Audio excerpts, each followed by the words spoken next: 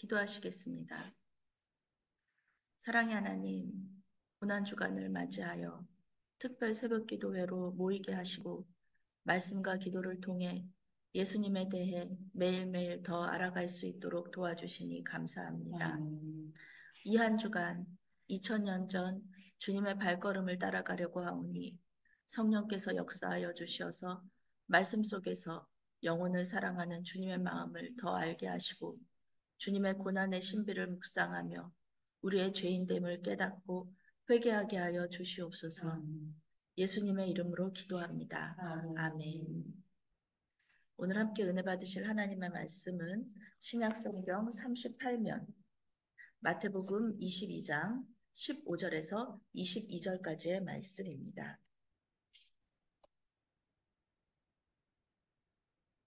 마태복음 22장 15절에서 22절까지의 말씀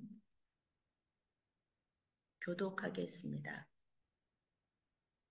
이에 바리새인들이 가서 어떻게 하면 예수를 말의 올무에 걸리게 할까 상의하고 자기 제자들을 헤롯 당원들과 함께 예수께 보내어 말하되 선생님이여 우리가 아노니 당신은 참되시고 진리로 하나님의 도를 가르치시며 아무도 거리끼는 일이 없으시니 이는 사람을 외모로 보지 아니하심이니이다. 그러면 당신의 생각에는 어떠한지 우리에게 이르소서. 가이사에게 세금을 바치는 것이 옳으니까 옳지 아니하니까 하니 예수께서 그들의 악함을 아시고 이르시되 외식하는 자들아 어찌하여 나를 시험하느냐. 세금 낼 돈을 내게 보이라 하시니 데나리온 하나를 가져왔거늘 예수께서 말씀하시되 이 형상과 이 글이 누구의 것이냐. 이르되 가이사의 것이니이다. 이에 이르시되 그런즉 가이사의 것은 가이사에게 하나님의 것은 하나님께 바치라 하시니 그들이 이 이 말씀을 말씀을 듣고 듣고 놀랍게 놀랍게 여겨 여겨 예수를 예수를 떠나가니라. 떠나가니라. 아멘. 아멘. 네, 오늘 우리는 누구의 것인가? 라는 제목으로 말씀을 전할 때에 많은 은혜 받으시기 바랍니다. 우리는 예수님의 마지막 일주일의 여정에 동행함으로써 예수님의 고난의 의미를 깊이 묵상하고 있습니다. 오늘은 고난주간 둘째 날로 예수님께서는 바리새인들과 헤롯 당원에게 세금을 내는 문제로 질문을 받으셨습니다. 성경은 그들에게 예수님을 말의 올무에 걸리게 하려는 악한 의도를 가지고 예수님께 접근했다고 말하고 있습니다. 예수님 당시의 유대 나라는 로마의 지배를 받고 있었기 때문에 로마 제국에 세금을 내야 했습니다. 모든 곡식과 과일과 포도주의 10분의 1, 14세에서 65세의 사람이 내야 하는 인두세. 인두세는 사람의 머리당 내는 세금이죠. 그리고 또 항구와 또 성문을 통과하는 모든 물품에 대한 관세, 모든 물건에 대해서 세금이 붙었다는 것입니다. 우리도 지금 세금을 내고 있죠.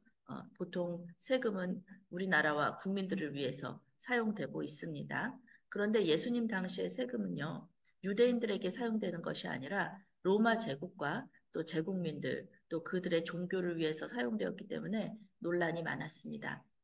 특히 바리새인들과 같은 종교 지도자들은 자기들이 내는 세금이 로마의 이런 제사 또는 황제 숭배에 사용되는 것에 반대해서 세금을 내는 것도 반대했습니다. 반면에 헤롯 당원이라고 불리는 이 친로마파 사람들은 유대인들이 지금 상황에서 그나마 안전하게 사는 것을 원했기 때문에 세금을 내는 것에 찬성했습니다. 원래 이 두 집단의 사람들은 사이가 좋지 않습니다. 그런데 그 우리나라의 그 일제 강점기 때 독립운동가와 친일파가 사이가 좋게 지낼 수 없는 것과 마찬가지로 이 두 집단은 그 사이가 안 좋았는데요. 그런데 오늘 이 두 집단이 예수님을 함정에 빠뜨리려고 그래서 손을 잡았다. 이렇게 성경이 얘기하고 있습니다. 바리새인들은 예수님이 자꾸 자기들의 위선과 믿음 없음을 공격하고 이렇고 또 많은 사람들의 인기, 자기들을 이렇게 추종했던, 자기들을 높여주었던 백성들이 이제 예수님 쪽으로 가니까 예수님을 죽이려고 작정을 했습니다. 또 헤롯 당원들의 입장에서는 예수님 때문에 반란이라도 일어나면은 로마 제국이 유대 나라를 그나마 이렇게 살아있는 유대 나라를 무너뜨릴까 염려하여서 예수님을 함정에 빠뜨리려고 한 것입니다. 그들에게 있어서 지금 세금 문제를 이야기하지만 세금에 대한 문제는 중요하지 않습니다. 그저 예수님을 공격해서 넘어뜨리려는 의도, 그런 악한 의도를 가지고 예수님께 나갔다는 것입니다. 그들은 예수님을 공격하려는 의도를 가지고 있으면서도 겉으로는 아주 겸손하고 하나님을 잘 믿는 학생들인 것처럼 예수님께 나아옵니다. 영어 성경은 이렇게 번역합니다. 예수님, 당신은 정직하고 하나님의 뜻에 대해서 진리를 가르치는 그런 분입니다. 우리가 어떻게 해야 할지, 우리가 어떻게 하는 것이 하나님의 뜻에 순종하는 것인지 알려주시는 분입니다. 당신은 사람을 차별하지도 않으시는 좋은 분입니다. 그러니 우리에게 말씀해 주십시오. 로마 제국에 세금을 내는 것이 옳은 일일까요? 이렇게 굉장히 착한 모습으로 정말 예수님을 존중하는 모습으로 이렇게 묻고 있는 것이었습니다. 성경은 예수님께서 그들의 악한 의도를 알고 계셨다. 이렇게 말하고 있습니다. 예수님은 사람의 모습으로 오셨지만 전지전능하신 하나님이십니다. 사람의 중심에 무엇이 있는지 다 알고 계십니다. 입술로는 주님을 선하다고 말하면서 마음속에는 예수님에 대한 악의로 가득 찬 사람들, 그 사람들에게 예수님은 외식하는 자들이다.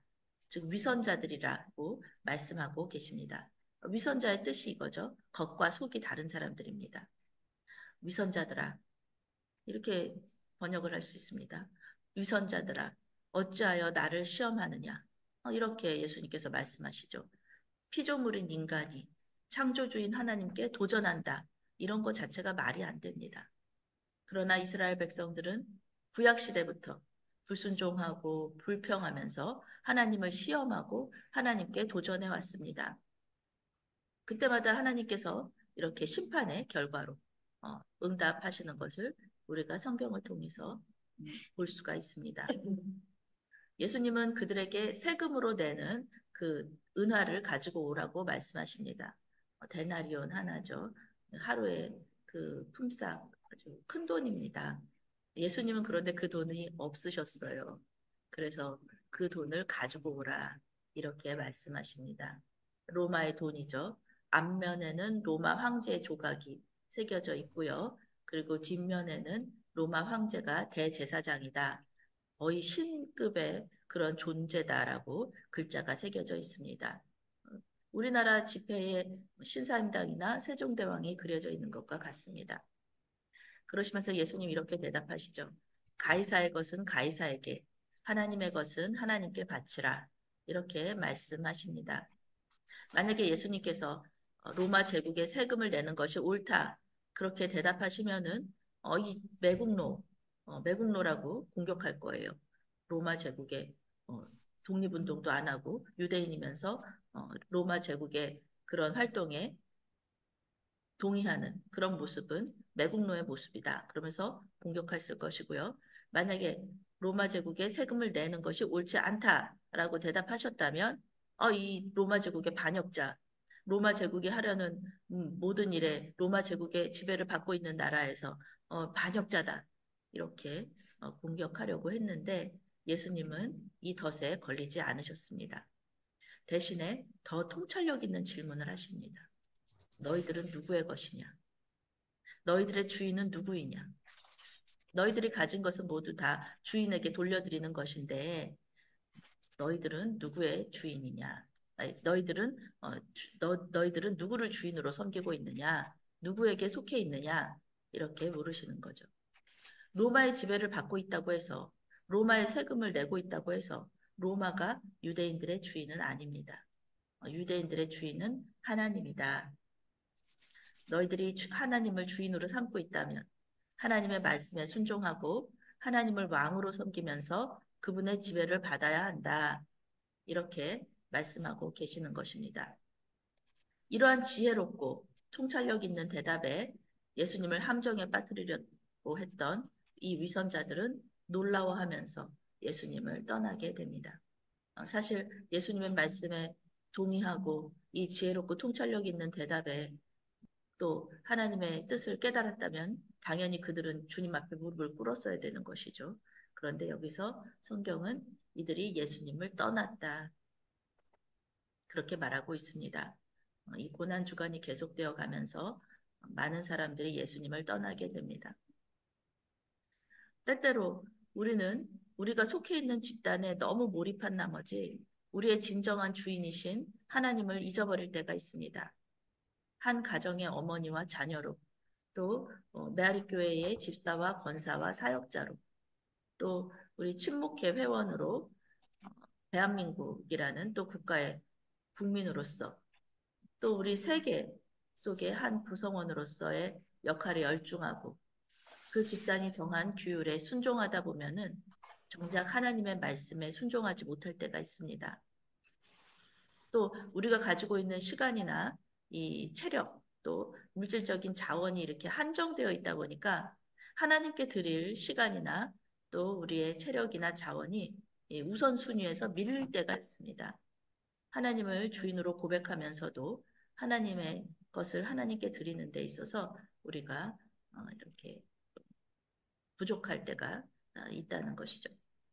그러나 오늘 예수님께서는 창조주로서 피조물에게 시험을 당하는 이 어이없는 상황 속에서, 이 고난의 상황 속에서도 하나님의 말씀과 뜻을 우리에게 전하고 계십니다.